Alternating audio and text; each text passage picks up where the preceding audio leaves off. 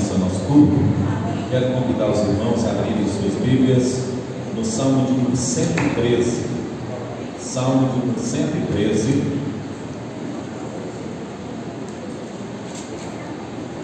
Salmo de número 113.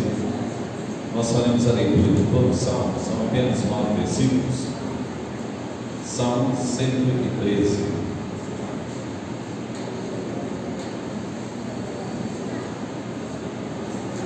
O texto diz assim: Aleluia, louvai os servos do Senhor, louvai o nome do Senhor. Bendito seja o nome do Senhor agora e para sempre. Do nascimento do sol até o ocaso, louvado seja o nome do Senhor. Excelso o Senhor acima de todas as nações, e a sua glória acima dos céus. Quem há semelhante ao Senhor nosso Deus, cujo trono está nas alturas, que se inclina para ver o que se passa no céu e sobre a terra? Ele ergue do pó desvalido e do monturo necessitado, para o assentar ao lado dos príncipes, sim, com os príncipes do seu povo. Faz que a mulher estéril viva em família, e seja alegre mãe de filhos. Aleluia. Amém. Irmãos, que Deus abençoe o texto que lemos. O salmista está nos convidando a exaltar e bendizer o nome do Senhor.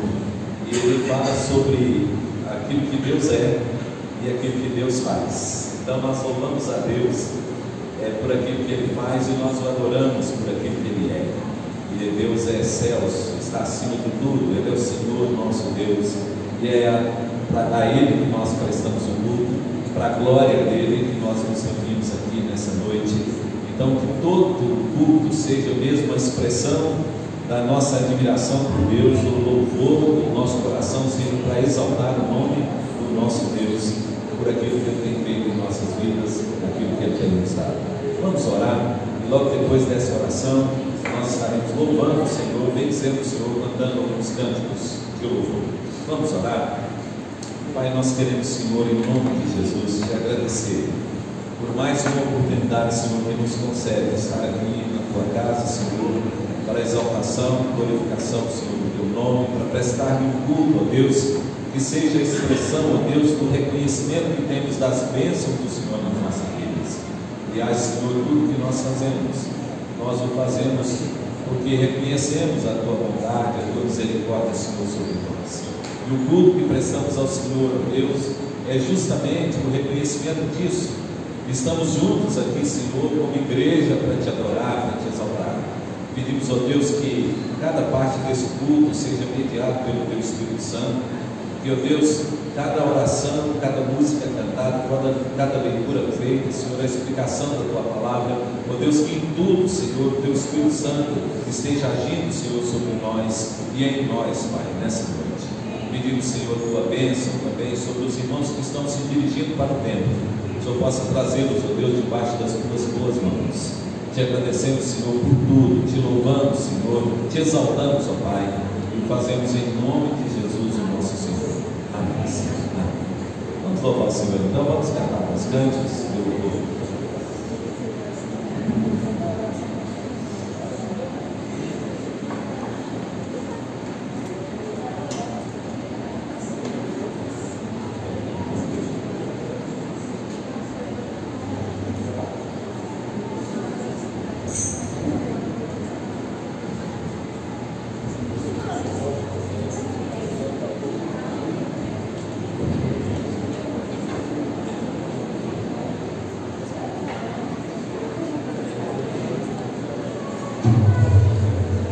Amém.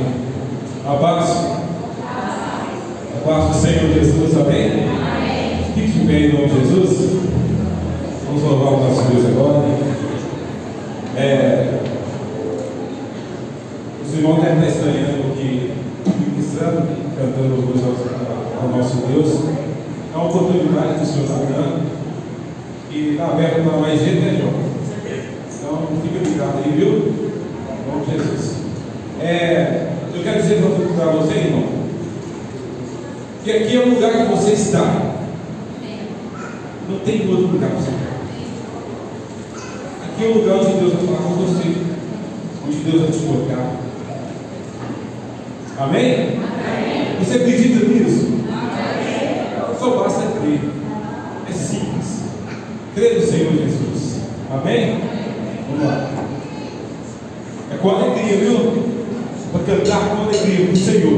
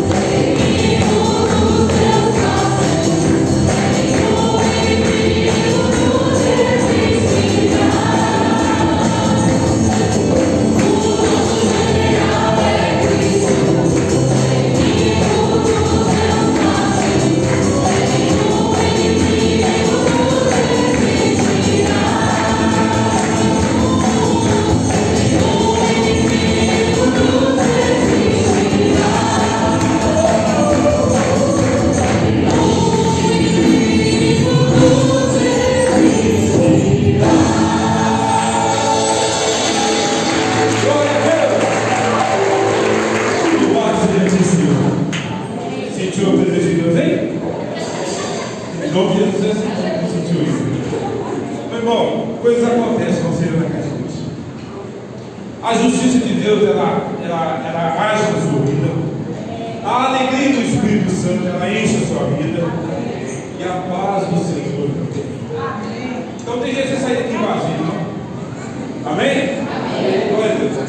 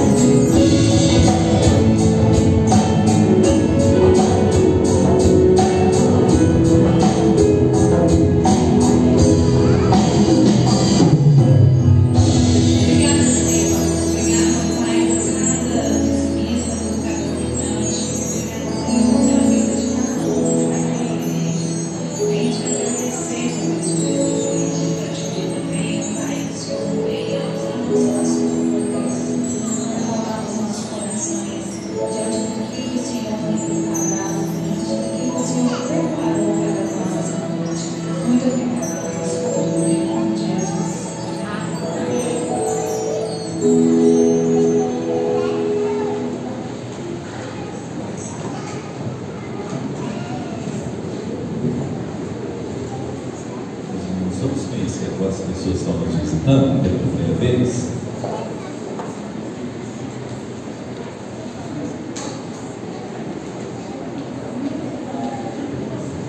Boa noite, igreja. Que o Senhor abençoe a vida de cada um, em nome de Jesus.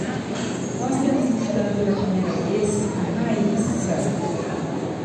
Fica de pé, Raíssa, para a igreja conhecer, te dar as mãozinhas. Fica à vontade, você está na sua casa. Deus te abençoe, é um prazer receber você, viu? Sinta-se abraçado, em nome de Jesus. Tem mais alguém que está conosco, que é a primeira vez que nos visita? Que subiu, que chegou depois que eu subi? Não, Deus abençoe a todos em nome de Jesus. Fazendo aniversário no dia de hoje, nós temos o presbítero Nilton Vieira e a dona Laíde Assunção. No decorrer da semana, o meu esposo vai fazer aniversário, Raimundo Eduardo e a Sofia Lessa. Eu desejo que todos tenham uma semana abençoada, em nome de Jesus. Meus irmãos, nós queremos transmitir alguns avisos. Chama a Guilherme aqui, ele tem um aviso para dar. Depois nós estaremos também iniciando. 2 avisos, na verdade. Boa noite. O primeiro aviso que eu quero reiterar é o aviso relativo ao treinamento, à capacitação que eu e a Rafa vamos estar dando para professores de escola dominical. Ou melhor dizendo, para interessados em dar aula na escola dominical e ministração infantil. Ou seja, se você nunca teve experiência com isso, vem falar com a gente está montando material focado para isso, para atender as necessidades da igreja.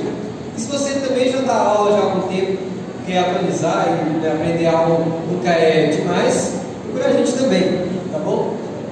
Nós já temos sim professores, já temos pessoas que ministram, que fazem um trabalho muito bom, mas precisamos de mais, sim. E nós podemos sim orar por avivamento, mas se ninguém se dispõe à obra, como é que vocês esperam que a igreja frutifique? Né? E o segundo aviso que eu quero dar aos pais, vocês têm que trazer seus filhos para a escola dominical.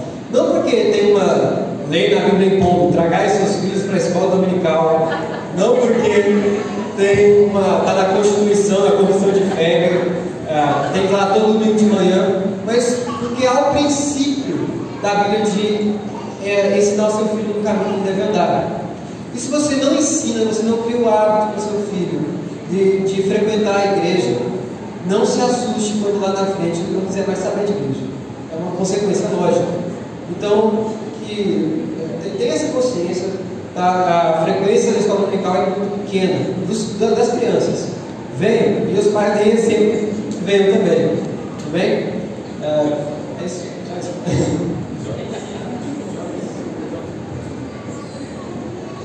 Meus irmãos, nós devemos lembrar que no próximo domingo, no horário da escola dominical, nós teremos a assembleia extraordinária da nossa igreja, para a eleição de presbíteros, e caso algum diácono não seja eleito presbítero, nós elegeremos diáconos também. Então, próximo domingo, às 9 horas da manhã.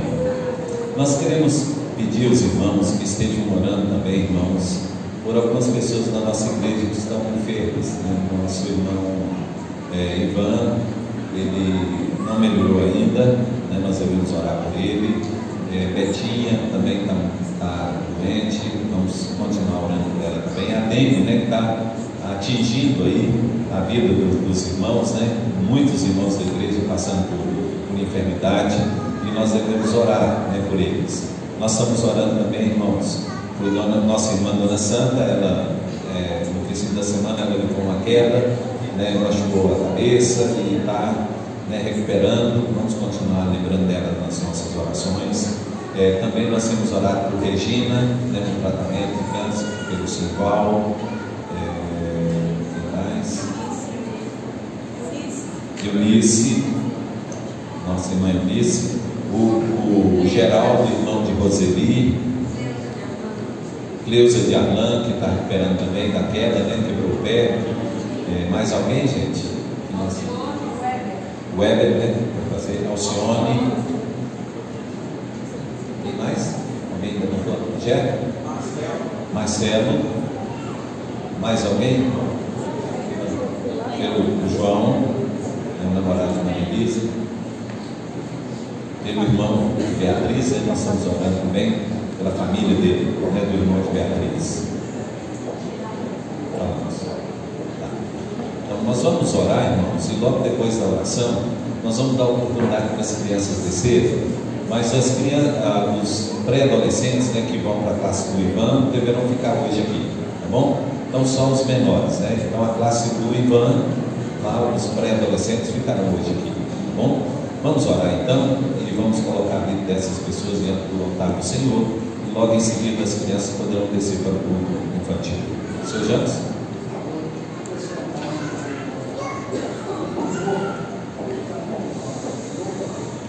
Eu não entendi isso, James. Tá, vamos orar. Isso, vamos orar, né? Então oremos.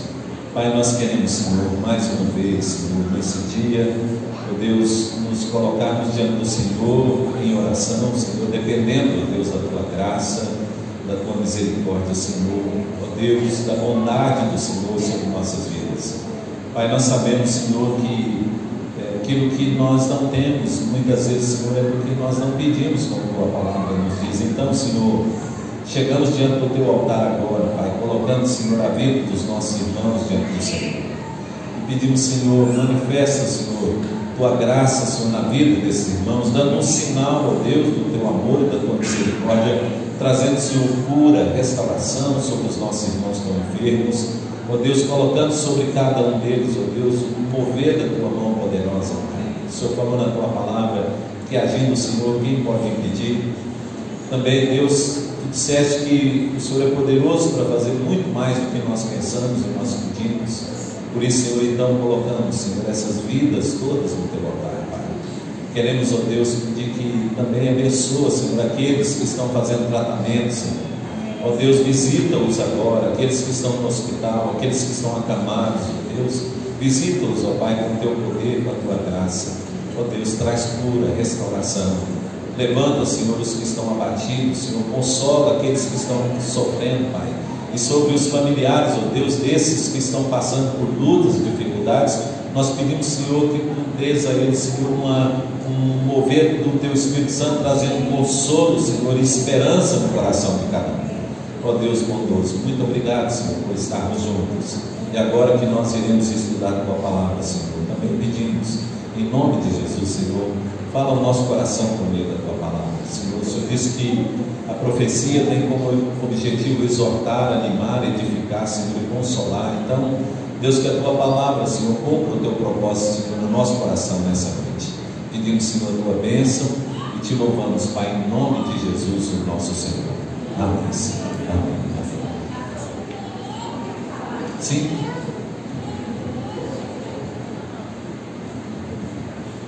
Boa noite, igreja. Olha, desde o domingo passado eu estava querendo falar com a igreja e como eu sou um pouquinho tímida, não quis vir aqui à frente, mas o Espírito Santo tem me incomodado.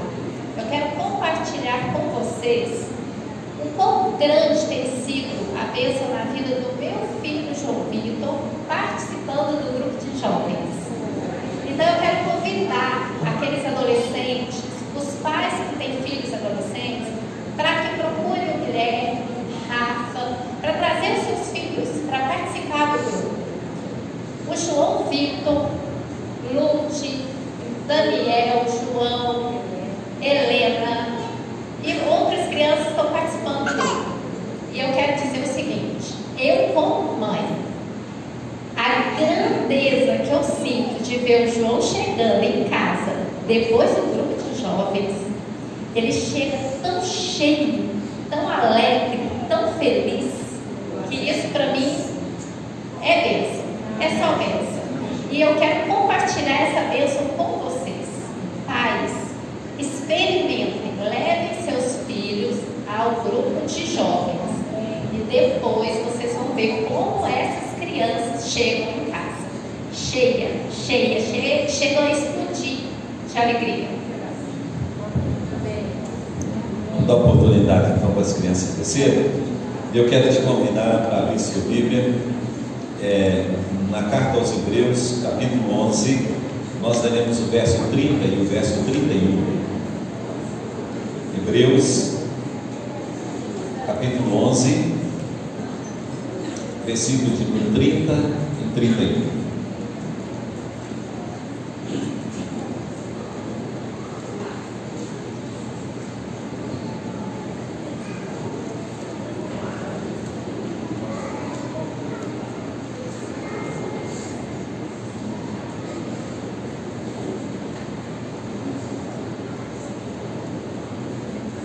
Amém?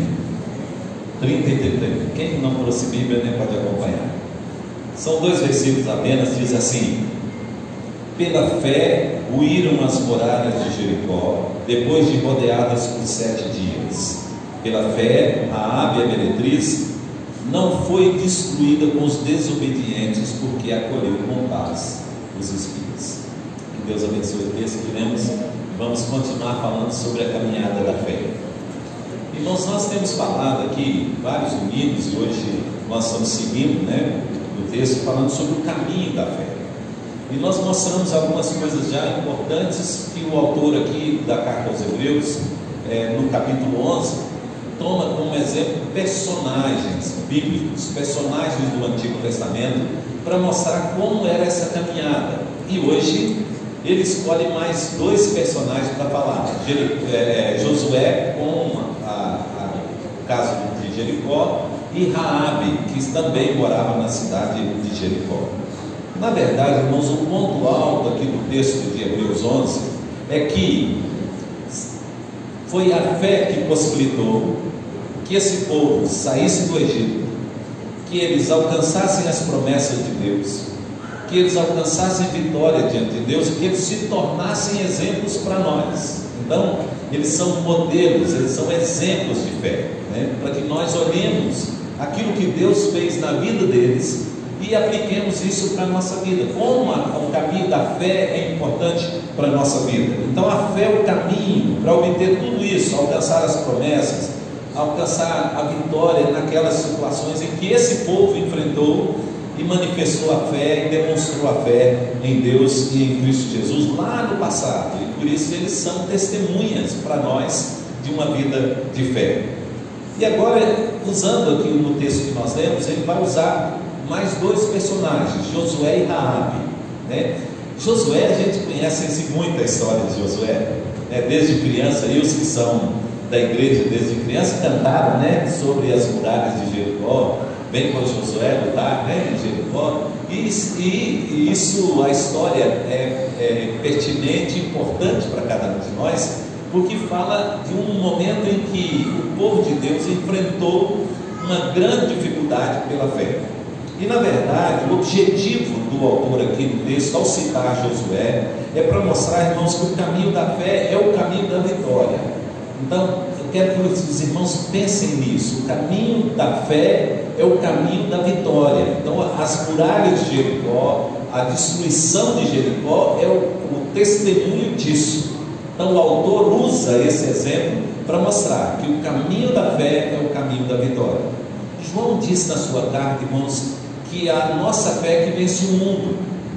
Então, a fé que traz vitória mesmo para a nossa vida. E o importante, irmãos, é que esse povo aqui não teria de maneira alguma alcançado a vitória sobre Josué se eles não tivessem fé. E o texto vai mostrar isso. E a história lá de Josué, lá na época de Josué, revela justamente isso. Então, do ponto de vista humano e militar, irmãos, era praticamente impossível que eles alcançassem vitória em Jericó, porque as ações desse povo não foram ações militares. Então, veja, se você observar a história, a forma com que as muralhas caíram, ou a maneira que Deus determinou que eles fizessem para que alcançassem a vitória, está justamente fora de qualquer questão. Não tem como imaginar que essa atitude pudesse trazer a vitória do povo sobre Israel. Então, do ponto de vista humano, parecia um obstáculo impossível, intransponível, para uma multidão de ex-escravos, e uma multidão que estava andando no deserto durante 40 anos com Deus, e agora andar em círculo em volta de numa cidade, irmãos, isso não tinha nada a ver, né? Não tinha nada que pudesse demonstrar. Talvez os habitantes de Jerusalém, de Jericó, olhando aquela situação, achou aquilo ridículo, né? Mas é porque isso, meus irmãos, o caminho da fé é justamente o caminho da vitória, porque não é a vitória que é alcançada pelos nossos méritos, pelas as nossas qualidades, mas é a vitória que é alcançada pela nossa confiança em Deus. E aí os obstáculos, eles se caem diante da fé daqueles que resolvem caminhar com Deus na fé e na confiança em Deus. E os irmãos observem como que a coisa aconteceu. Eu vou contar rapidamente para os irmãos a história. A determinação de Deus através de Josué que o povo deveria circular a cidade durante 6 dias, andando uma vez em volta da cidade. Então todo o povo marchando em volta da cidade uma vez por dia durante 6 dias. E no 7º dia, 7 vezes deveriam fazê-lo.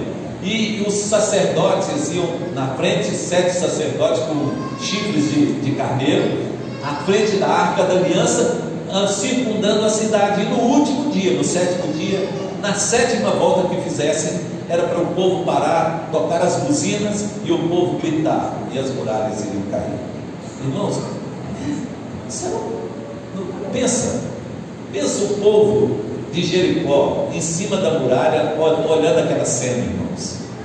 Era algo que praticamente era ridículo imaginar que pudesse acontecer alguma coisa com o povo marchando em volta de uma muralha. Depois eu quero mostrar para os irmãos algumas coisas importantes aqui. Então, não tem nada de estratégia militar, não tem nada de estratégia de guerra. Era um povo que caminhava pela fé. Isso revela algumas coisas importantes aqui para nós nesse texto, irmãos. Primeiro, que a fé, essa fé, o caminho da fé, né, para a vitória, ele se expressa na obediência. Nós não vemos, irmãos, ninguém aqui questionando a ordem de Deus e de Josué. Ninguém virou para eles. Lembra, irmãos, quando eles foram entrar para espiar a terra a primeira vez, então o povo, movido pelos 10 espias que falaram o contrário, questionaram Moisés e disseram: não, mas o que nós vamos fazer lá? Esse povo, que aqui o povo de Jericó fazia parte, são gigantes, as cidades são fortificadas, disseram os 10 espias lá na primeira vez que eles espiaram a terra. Mas agora, irmãos, ninguém questiona, porque aqui o caminho da fé, irmãos, é o caminho que se revela na obediência. É o caminho da vitória, porque ele se revela na obediência a Deus. Irmãos, olha, esse povo que estava agora circundando a cidade, é o povo que andou com o Senhor durante 40 anos, vagando de um lado para o outro no deserto, sendo sustentado por Deus, sendo cuidado por Deus durante 40 anos. Então agora é o povo que podia obedecer à ordem de Deus e à palavra de Deus para circundar essa cidade, mesmo sabendo que não tinha nada de especial nisso, nada de poder nisso que eles estavam fazendo, mas eles o fizeram revelando a obediência. A fé se revela, irmãos, na obediência. A obediência à palavra de Deus, que é confiável. E a Bíblia mostra isso, irmãos, porque Deus falou, e a fé acredita naquilo que Deus fala, porque a fé é a capacidade que nós temos de crer naquilo que a palavra de Deus nos revela e aceitar aquilo que Deus revela na sua palavra como verdade absoluta para a nossa vida. Toda vez, irmãos, que nós pedimos provas para Deus ou questionamos a sua palavra, nós revelamos incredulidade, irmãos.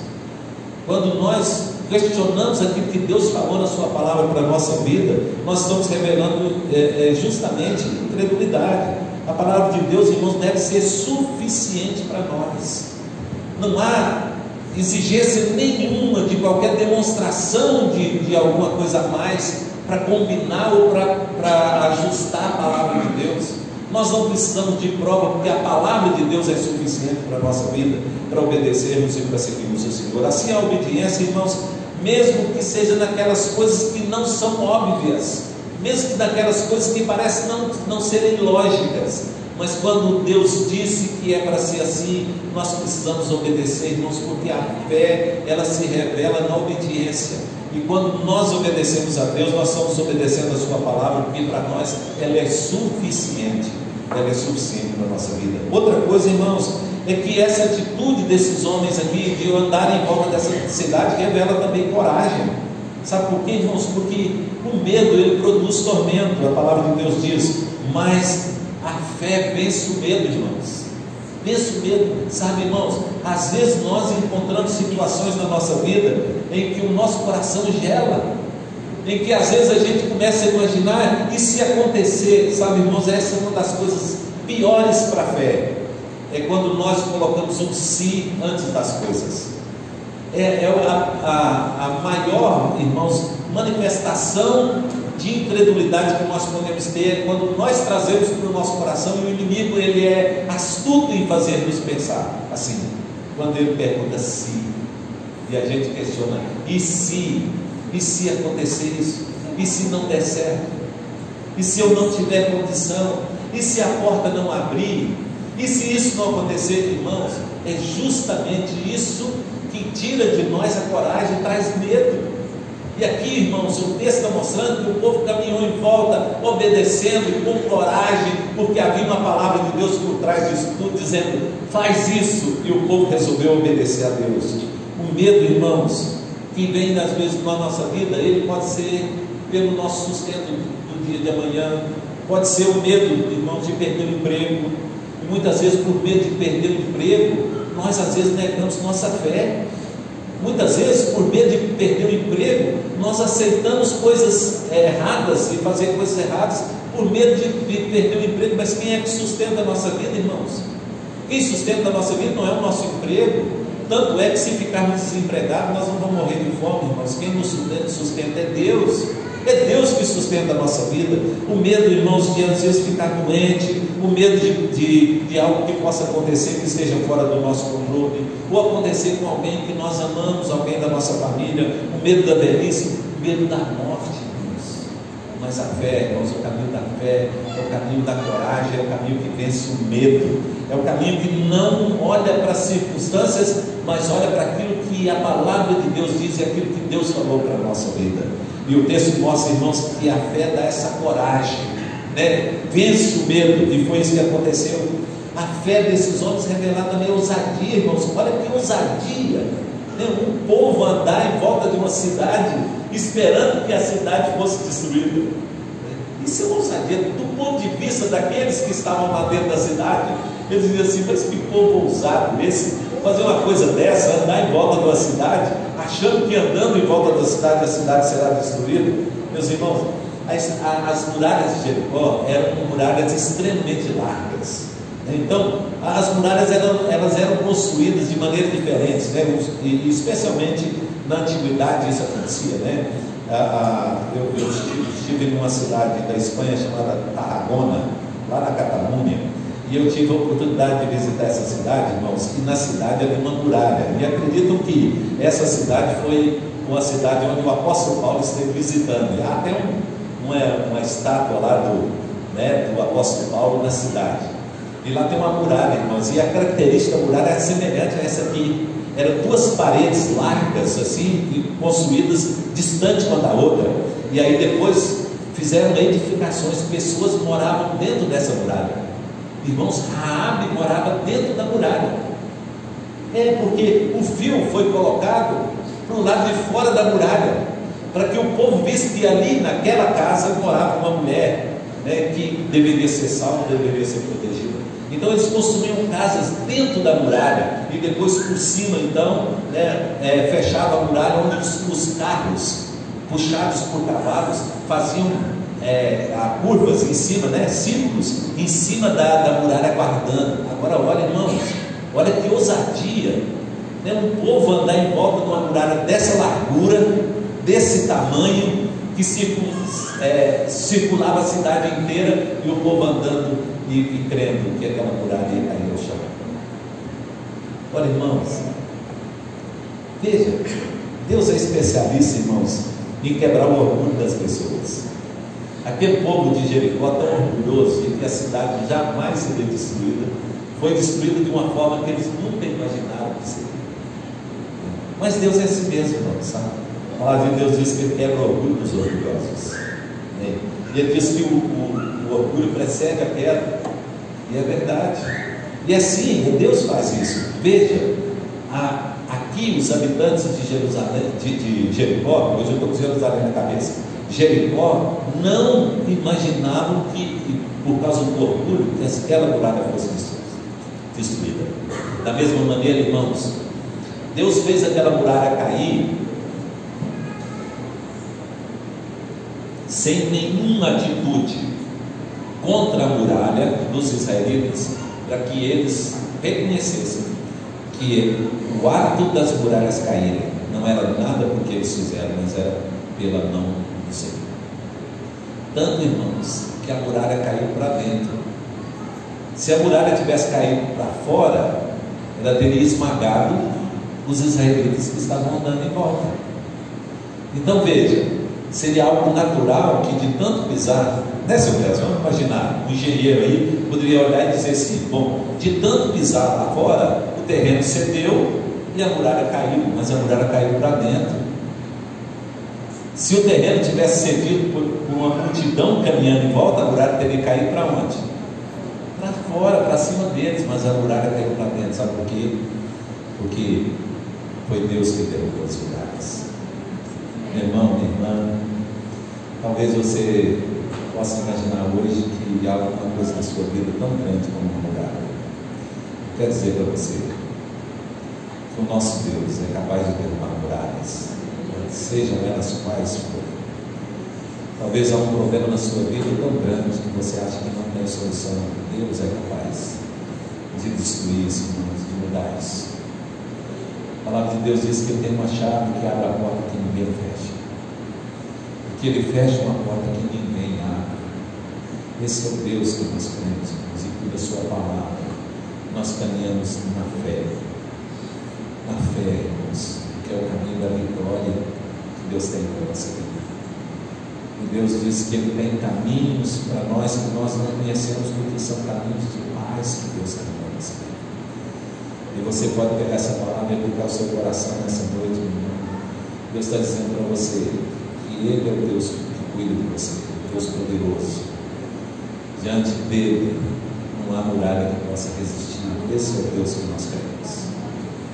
Segunda coisa aqui no texto, mais importante, é que mostra que o caminho da fé é o caminho de enfrentar riscos. E agora, então, eu quero citar o exemplo da Raabe, né? Da Raabe, irmãos. A fé arrisca. Ela é um salto mesmo, um salto do escuro, né?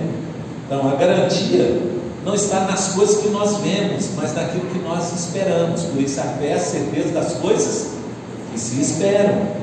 Então, qual é a garantia que nós temos da fé? Não é as coisas que nós vemos, irmãos, mas é aquilo que nós aguardamos e cremos. Por isso é a fé, isso é a fé. Então, se a gente for parar para pensar, irmãos, em todo tempo a fé, ela arrisca. Em todo tempo, a vida de fé é uma vida de risco, né?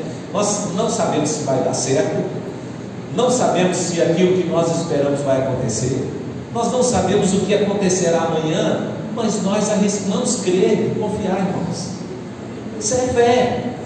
A fé ela é capaz de enfrentar o risco, né? E é assim que Deus faz. Imagina, irmãos, os riscos que essa mulher correu pela fé. Então ela ficou do lado, irmãos, do povo de Deus, contra o seu povo, todo o seu povo que era desobediente, mau, perverso. A cidade de Jericó, irmãos, tinha uma característica importante espiritualmente falando. A muralha de Jericó era construída, irmãos, por um Deus adorado nessa cidade, e que elas pegavam as crianças e ofereciam as crianças a esse Deus, e depois de oferecerem as crianças em sacrifício, eles colocavam as crianças nas paredes das muralhas e rebocavam a parede com as crianças presas ali. Então pessoas chegavam na cidade e via a crueldade daquele povo com crianças pregadas nas paredes das muralhas, para que os inimigos tivessem medo quando chegassem. Irmãos, Raabe ouviu dizer que existia um Deus no céu e um Deus na terra. Diz ela disse isso. Ela ouviu as histórias de como Deus estava dando vitória para esse povo, e ela resolveu pela fé arriscar, irmãos. Arriscou sua vida e a vida da sua família, primeiro protegendo os israelitas, os espias que estavam ali, e depois, irmãos, se colocando do lado do povo que estava para invadir aquela cidade, destruir aquela cidade, crendo que Deus ia dar vitória para esse povo. Então, a fé de Raabe, irmãos, é a fé do Egito, a mesma fé lá do Egito, quando os homens colocaram sangue nas ombreiras das portas, né? Lembram? Nas ombreiras dos portais, né? Nos marcos das portas, para que quando o anjo da morte passasse, não fosse atingida a sua casa. Ela colocou um fio vermelho lá de escarlate, né? Um fio vermelho na porta da sua casa, para que através daquele fio a sua casa fosse salva.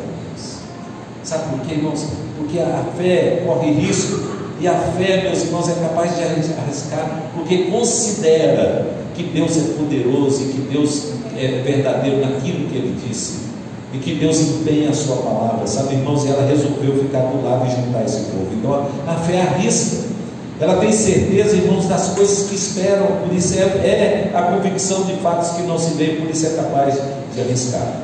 Quando nós tomamos posição diante dos riscos também, irmãos, nós tomamos posição pela fé diante dos riscos que nós estamos correndo na nossa vida.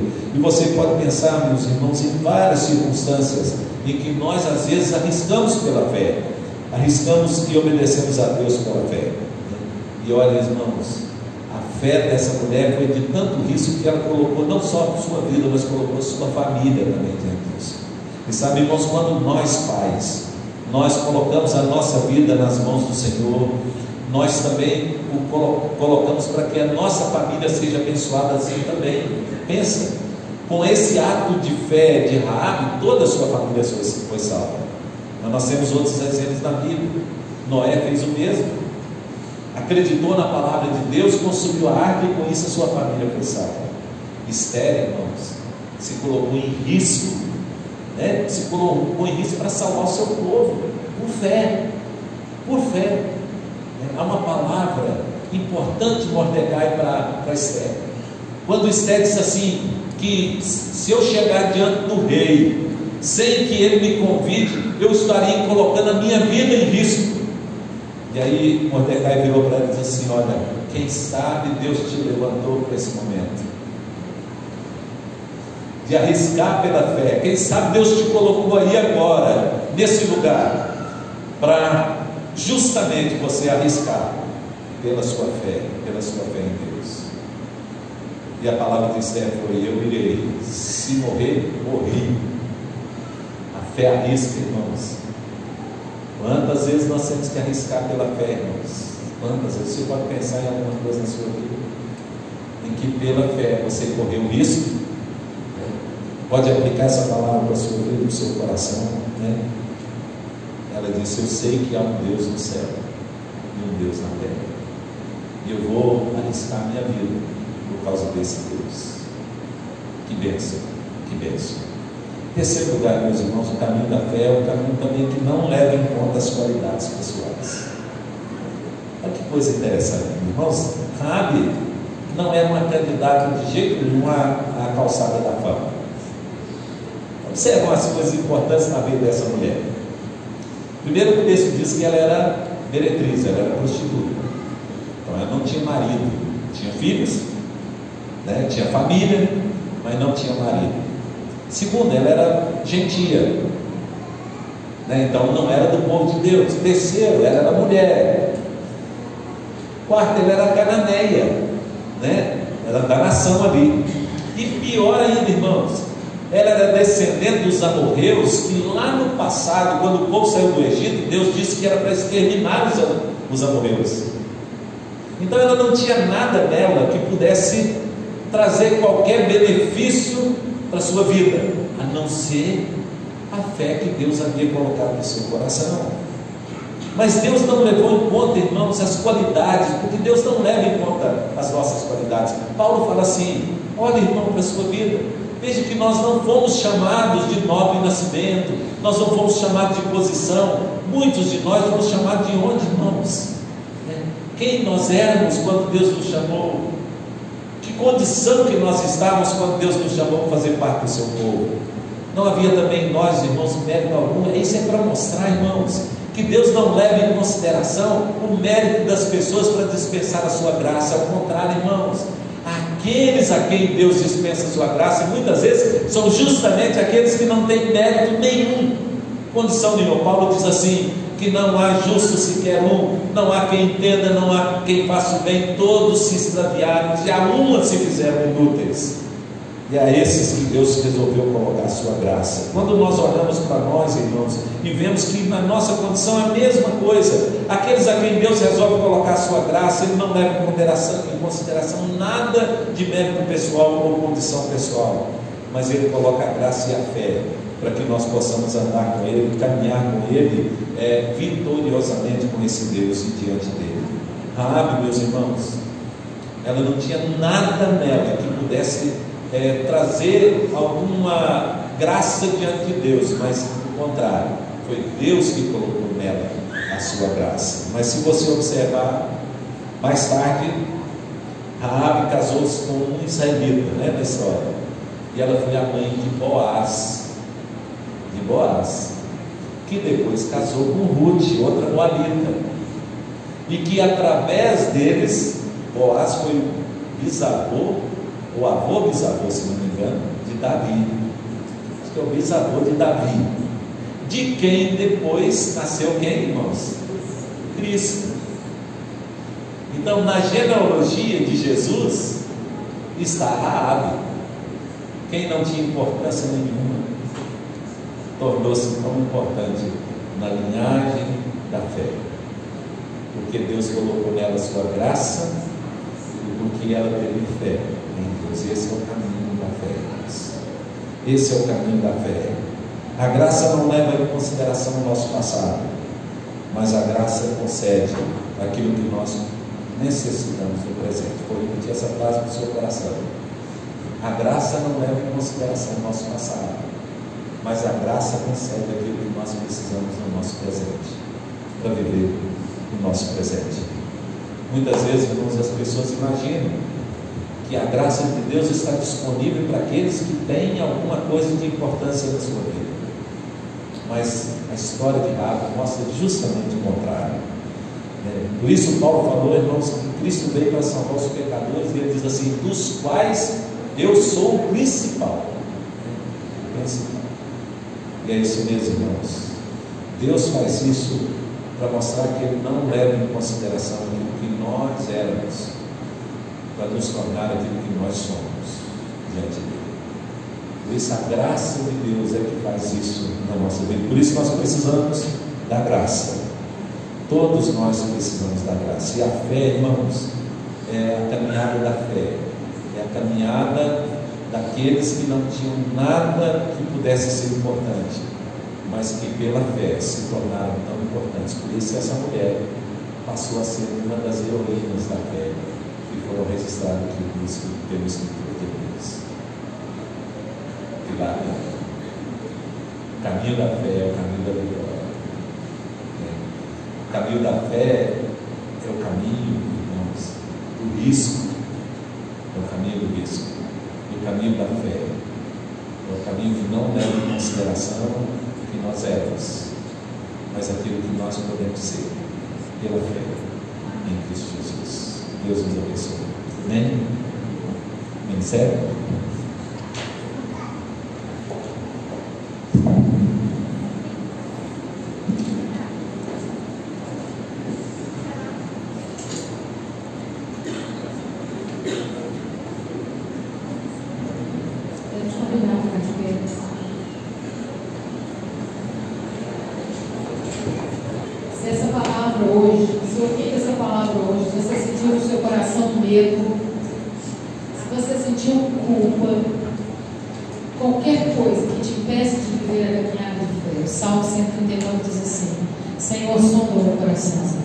Vê se há em mim algum caminho mal e guia pelo caminho.